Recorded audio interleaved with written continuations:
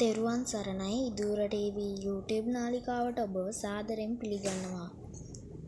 අද මම සාකච්ඡා කරන්න බලාපොරොත්තු වෙන්නේ දකුණු පළාත් අධ්‍යාපන දෙපාර්තමේන්තුවේ අවසාන වාර පරීක්ෂණය 2024 වර්ෂයට අදාළ බුද්ධ ධර්මයේ ප්‍රශ්න පත්‍රය. අපි බලමු පළවෙනි කොටස. පළවෙනි කොටසට අදාළ උපදේශ මාලාවක් දීලා තියෙනවා. අපි මුලින්ම උපදේශ මොනවද කියලා බලමු. සියලුම ප්‍රශ්න වලට පිළිතුරු සපයන්න. නිවැරදි පිළිතුර තෝරා යටින් ඉරක් අඳින්න. පළවෙනි කොටසේ ප්‍රශ්න 20ක් ඇතුළත් වෙලා තියෙනවා. අපිට කරන්න තියෙන්නේ මේ ප්‍රශ්න 20ම හොඳින් කියවලා නිවැරදි පිළිතුර තෝරා යටින් ඉරක් අඳින්න තමයි තියෙන්නේ. අපි බලමු එහෙනම් පළවෙනි ප්‍රශ්නය. බුදුරජාණන් වහන්සේ අනිමිසලෝචන පූජාව සිදු කරනු ලැබුවේ පළමු සතියේදීය, සිව්වන සතියේදීය, දෙවන සතියේදීය, පස්වන සතියේදීය. නිවැරදි පිළිතුර තමයි දෙවන සතියේදීය. මේ ප්‍රශ්නය අහලා තියෙන්නේ 7 ශ්‍රේණියේ බුද්ධ ධර්මයේ පළවෙනි පාඩමෙන් තමයි අහලා තියෙන්නේ. අපි එහෙනම් බලමු දෙවෙනි ප්‍රශ්නය.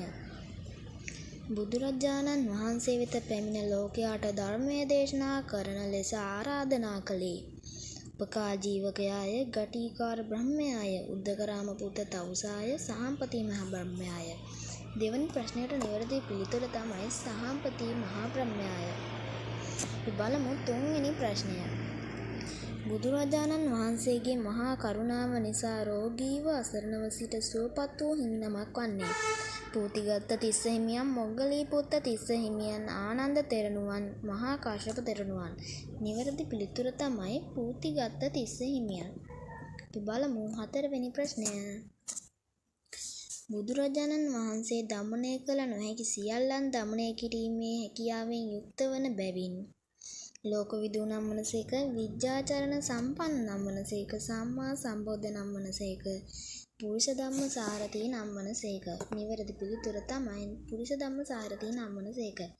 හතරවෙනි ප්‍රශ්නය අහලා තියෙන්නේ බුදුරජාණන් වහන්සේගේ නවරහදී බුදුගුණ වලින්. අපි එහෙනම් බලමු පස්වෙනි ප්‍රශ්නය.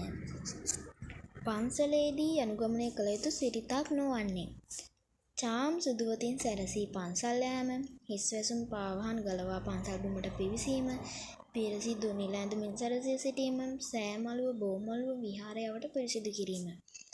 අපෙන් අහලා තියෙන්නේ සිරිතක් නොවන්නේ. අපි බලමු එහෙනම් මොනවද අපි පන්සලේදී අනුගමනය කළ යුතු සිරිත් මොනවද කියලා. චාම් සුදුවතින් සැරසී යාම අනුගමනය කළ යුතු සිරිතක්. හිස් වැසුම් පාවහන් ගලවා පන්සල් බිමට පිවිසීම අනුගමනය කළ යුතු එකක්. සෑමලුව බෝමලුව විහාරයවට පිරිසිදු කිරීම. ඒකත් අප පන්සලේදී අනුගමනය කරන සිරිතක්. එහෙනම් අනුගමනය කළ යුතු සිරිතක් නොවන්නේ තමා පිරිසිදු නිල ඇඳුමින් සැරසී සිටීම. අපි බලමු 6 වෙනි ප්‍රශ්නය. කරණීයමෙත්ත සූත්‍රයෙහි මුල් කොටසේ ඇතුළත් මෙත් වඩන්නෙකු තුළ තිබිය යුතු ලක්ෂණයක් නොවන්නේ දක්ෂයෙකු වීම, අවංක බව, කීකරුකම, අමුක ස්වභාවය. දක්ෂයෙකු වීම, අවංක බව, කීකරුකම, අනුක ස්වභාවය. නිවැරදි පිළිතුර තමයි අනුක ස්වභාවය.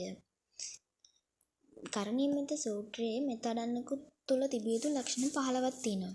එතකොට දක්ෂයෙකු වීම, අවංක වීම, කීකරුකම කියන්නේ මෙත් වඩන්නෙකු තුළ තිබිය යුතු ලක්ෂණ. අනුක ස්වභාවය මෙත් වඩන්නෙකු තුළ තිබිය යුතු ලක්ෂණයක් නෙමෙයි. එහෙනම් අපි බලමු 7 වෙනි ප්‍රශ්නය.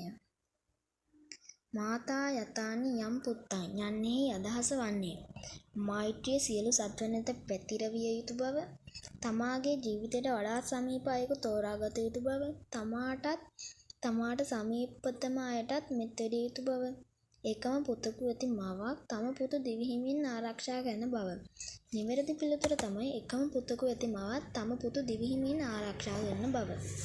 අපි බලමු 8 වෙනි ප්‍රශ්නය.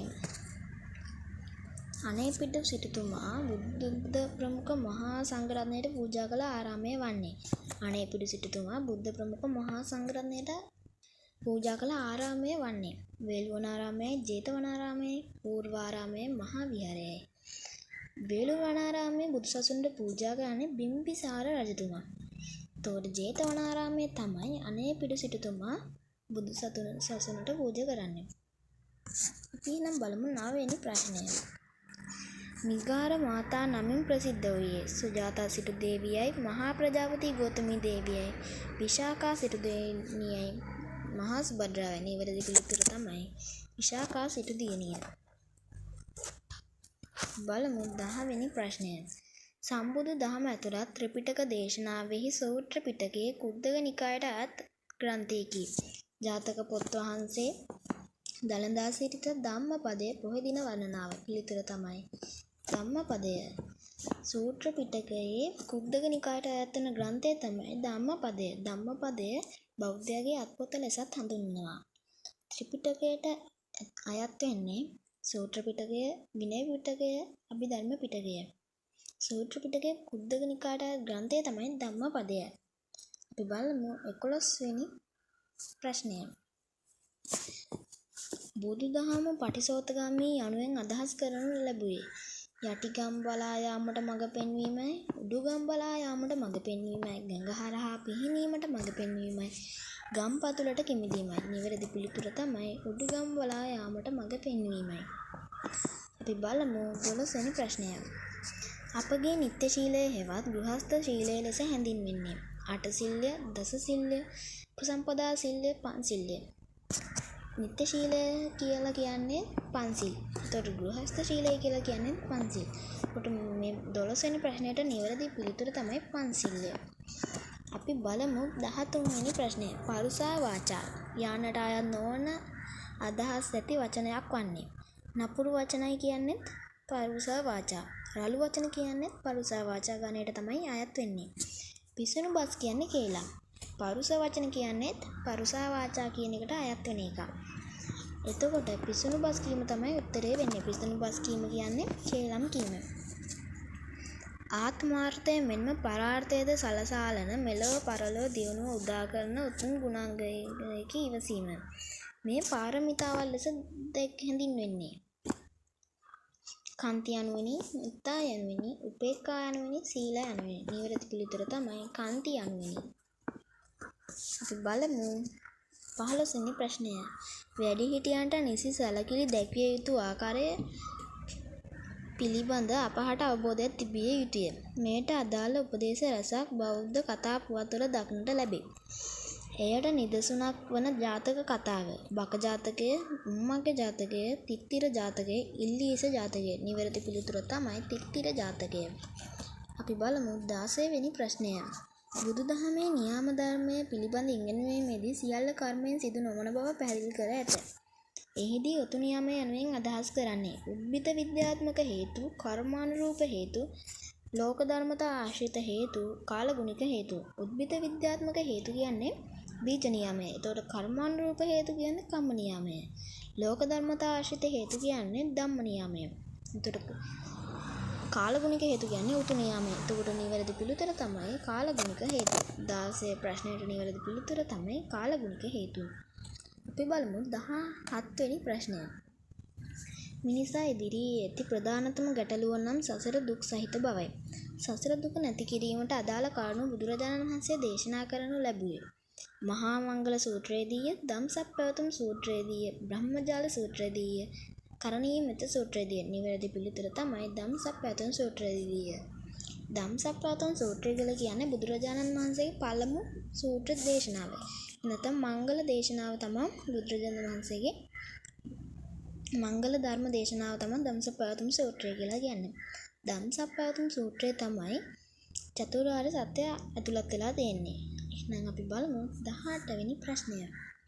ඇස කන නාසය දිව ශරීරය යන පංචේන්ද්‍රියයන් පිනවීමට ඇති කැමැත්ත හඳුන්වන්නේ කාම තණ්හාව යනුවෙනි, භව තණ්හාව යනුවෙනි, විභව තණ්හාව යනුවෙනි, ලෞකික තණ්හාව යනුවෙනි.